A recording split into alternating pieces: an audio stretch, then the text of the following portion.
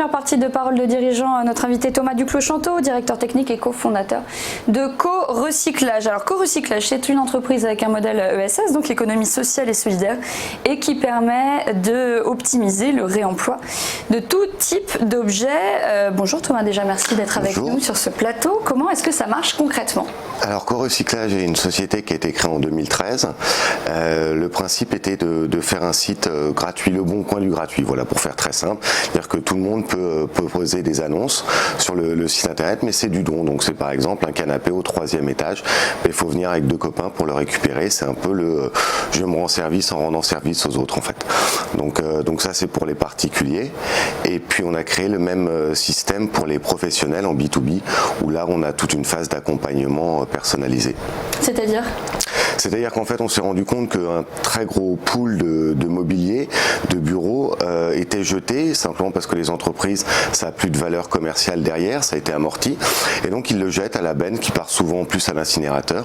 Et nous on a mis en place toute une filière, on peut intervenir dans les entreprises, faire des inventaires, tout le mobilier est inventorié, proposé sur notre site internet www.corecyclage.pro, et à ce moment-là les associations peuvent commander les objets gratuitement, tout est gratuit, et donc elles viennent récupérer ça, et on arrive à peu près sur nos opérations à faire 70% de réemploi.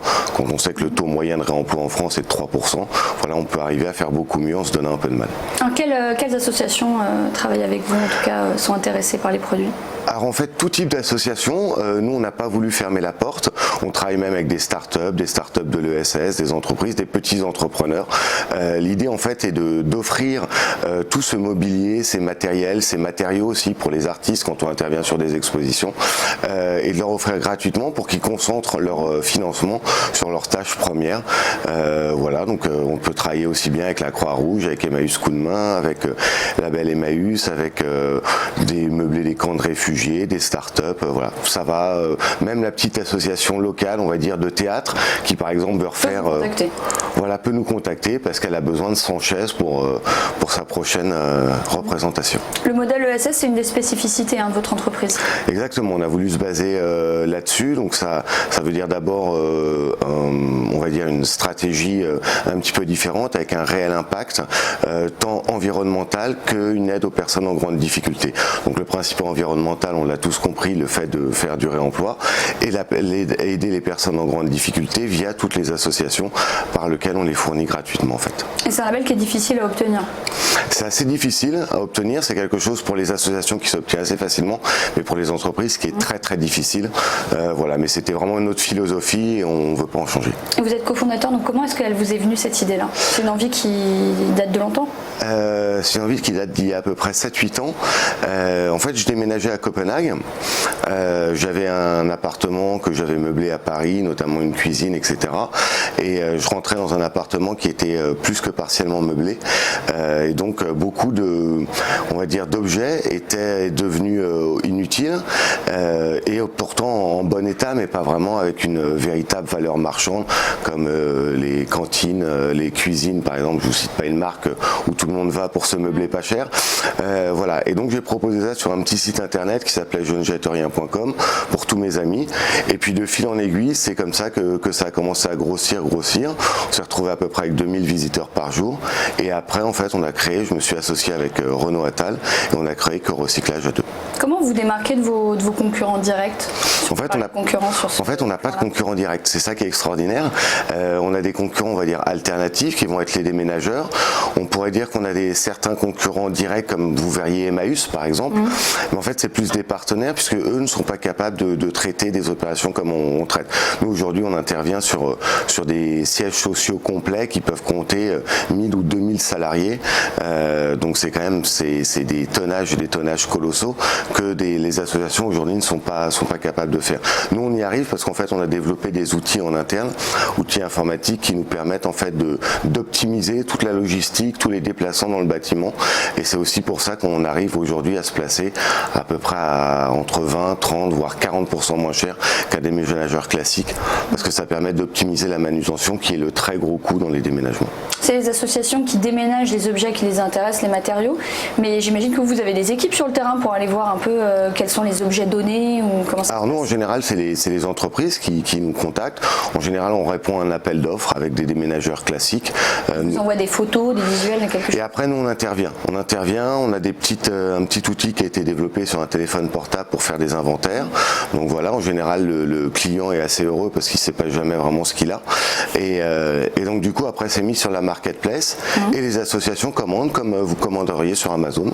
Et à ce moment-là, on crée après, nous, on optimise à une date et une heure de récupération. On massifie en bout d'immeuble et les associations viennent récupérer. Donc les associations ont le dernier kilomètre entre guillemets, puisque c'est elles qui viennent charger dans leur camion et qui ramènent chez elles, ou bien on a un service de livraison, mais qui est plus annexe en fait, parce que la plupart des associations ont leur mobilier, enfin ont leur véhicule. Vous êtes actif partout en France ou pas? Aujourd'hui, on est actif partout en France. On a travaillé en plus essentiellement avec beaucoup de musées. Voilà. Donc, et puis après, on est plus actif dans les grands pôles, on va dire surtout sur Lyon, Marseille, Paris. Donc ça, c'est pour aujourd'hui les professionnels. Pour la partie grand public, on travaille partout en France, sans limite. Et aujourd'hui, en fait, on part sur un essaimage sur l'ensemble sur 5 à 6 grandes communes en France. Voilà, qui sont les 5-6 grandes métropoles, puisqu'en fait ça marche très bien sur Paris, on fait 80% de notre chiffre d'affaires sur Paris. Et il n'y a aucune raison qu'on n'arrive pas à le faire sur les autres. Il y a un objectif de développement européen Oui, exactement. Là on commence une levée de fonds là, dans quelques jours, voilà, pour faire un essaimage, on va dire, donc, comme je le disais, sur la plupart des grandes villes et surtout aussi sur les premières on va dire pays européens limitrophes, à savoir le Luxembourg, la Belgique, la Suisse et peut-être après l'Italie, après ça dépend un petit peu. Mais comme on travaille en plus avec des grands groupes français, la plupart sont au CAC 40, ils ont de toute façon des antennes, donc ça facilite assez le développement en fait. Ça c'est pour les objectifs, on va dire à moyen terme. À long terme, est-ce que vous avez d'autres À long terme, enfin c'est de, on va dire, conquérir l'Europe et puis pourquoi pas conquérir les États-Unis, mais déjà l'Europe après ça donne un bon bassin et après les États-Unis, mais je pense que ça sera l'objectif d'une seconde levée de fonds. Là on est sur notre toute première levée de fonds. Voilà, donc après on a à peu près 3 à 5 ans pour voir ce que va donner la société.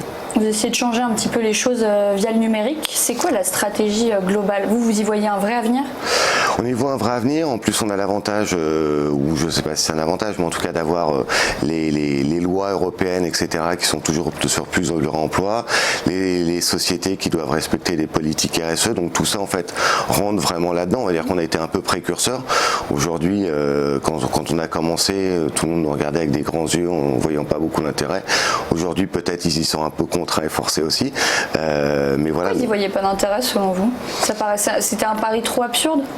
Oui, c'était assez compliqué à mettre en œuvre et c'était pas du tout dans la façon de penser des différents dirigeants et même les économies, tout ça, il y a encore 5-6 ans en arrière, à 10, 15, 20% près, c'est pas ça qui changeait beaucoup, quoi. Les déménagements aujourd'hui, il y a une vraie rationalisation des coûts et puis je pense que globalement tout le monde veut de plus en plus de réemploi, de green, de minimiser son impact sur la planète et nous on le permet pratiquement en fait. On permet pratiquement puisqu'en plus une fois les actions menées avec les entreprises, derrière on leur donne un rapport de traçabilité où ils peuvent voir quelles sont les associations qu'on récupéré. On essaye toujours de favoriser le local. On a travaillé même avec des grands groupes, avec des administrations ou la Poste. Par exemple, on est intervenu, on a aidé toutes les startups qui soutenaient. Donc c'est un double soutien financier qu'ils peuvent donner, mais aussi grâce à nos systèmes, voilà, un soutien en matière. Est-ce que vous suivez après ce que deviennent ces objets-là? Parce que les gens les récupèrent, les entreprises aussi. Vous connaissez leur deuxième vie, mais pas la suivante. On ne connaît pas encore la suivante. On a retravaillé avec certaines, on a récupéré du matériel.